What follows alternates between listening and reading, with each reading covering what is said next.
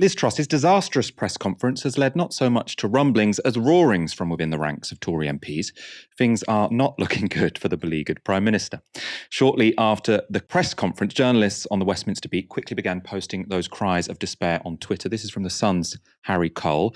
This is from an MP that supported Truss. An embarrassingly robotic performance. I'm not sure the parliamentary party or markets will be reassured or convinced by her single automaton answer to legitimate journalistic questions. Meanwhile, iNews' Paul Waugh posted this on Twitter. A verdict on that car crash presser from a Tory MP who actually supported Truss' leadership campaign.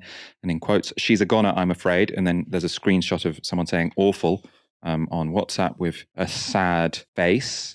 But the obvious worry for the Tories is that they're stuck between a rock and a hard place. On the one hand, they could get rid of Truss and risk facing a general election which would destroy them. On the other, they could keep Liz Truss and watch the markets continue to spin out of control and their poll ratings plummet. Former Chancellor Philip Hammond turned up to discuss the problem on the BBC's World at One, and he was asked, can Truss survive? I think she can survive. The logic of that is simply that I personally do not believe that the country will tolerate another change of leader without a general election. And I do not believe that Conservative MPs, who are the only group who can remove the Prime Minister, are minded to have a general election anytime soon. So I think much as they may be disillusioned with her, I don't think they can remove her without risking an early general election. So the Tories would rather deal with Truss one way or another than face the public. And that was a sentiment that keen Truss supporter John Redwood expressed too. Because we've just had a big contest about that. A number of very talented people put their names forward. We all had our opportunity to support, argue and cross-examine.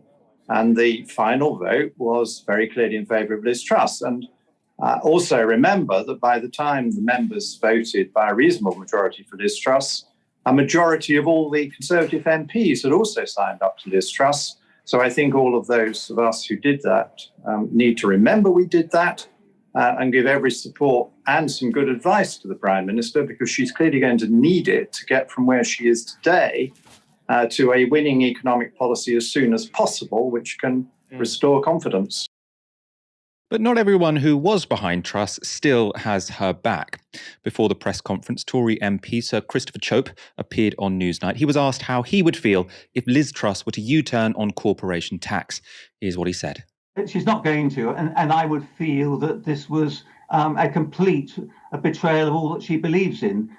Liz Truss is a calm, considered, very clever, intelligent person.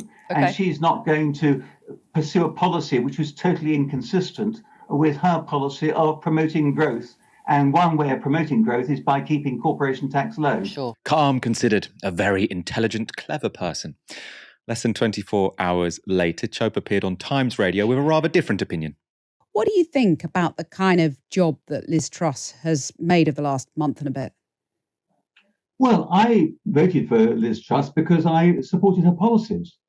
And I still support what her policies are meant to be, but she hasn't delivered on them. Right, so do you still retain confidence I don't know where to go from here, frankly. And I think that a lot of real Conservatives will be in exactly the same dilemma. What do we do now? Because basically the Conservative economic agenda seems to have been trashed. Right, would you like to see her replaced then? I think that's an irrelevance, frankly. Really? She's the one driving this ship into the damage iceberg. has already been done. When Boris Johnson was forced out of office, I said that I feared that we would rue the day that had happened.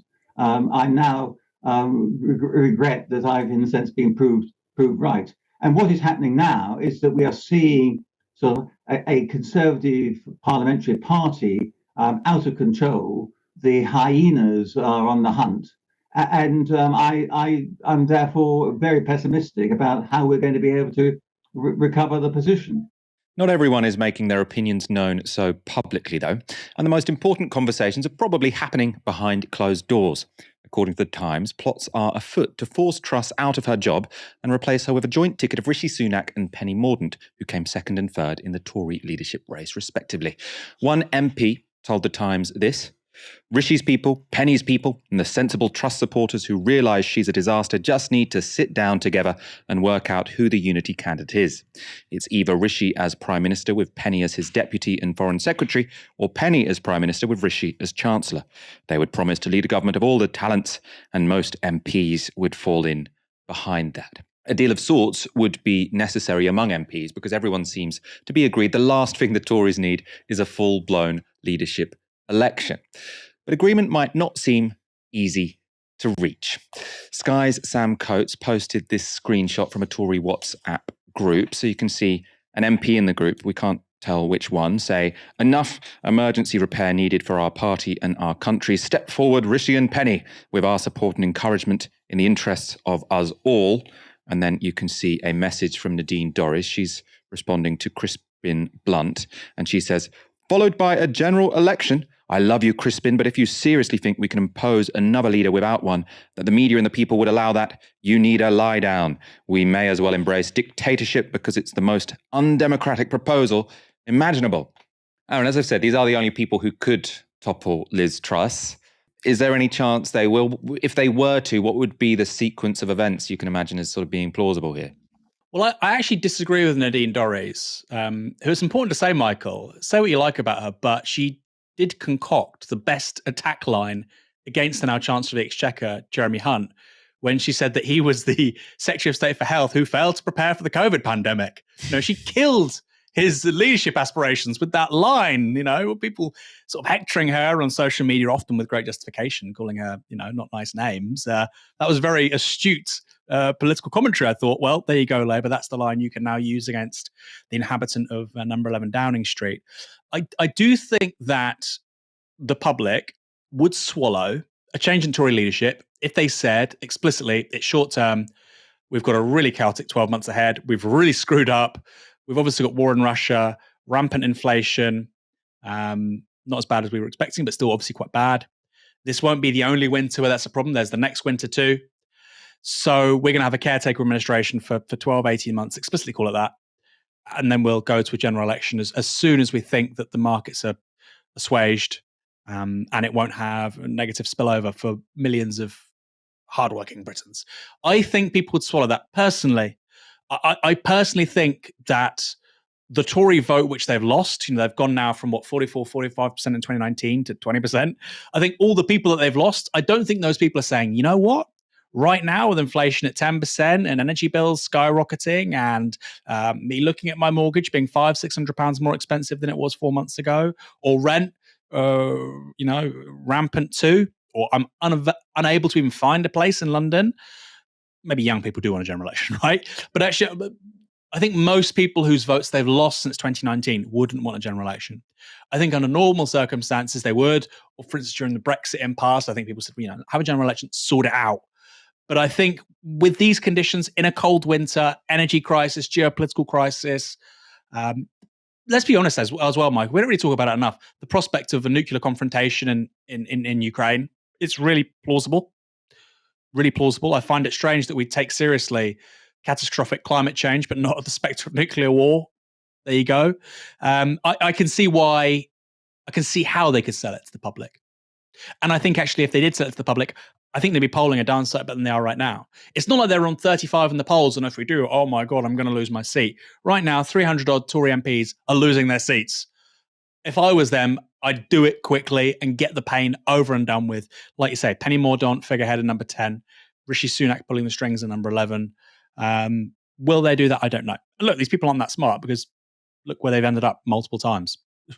Theresa May, Boris Johnson, Penny Mordaunt, Liz Truss.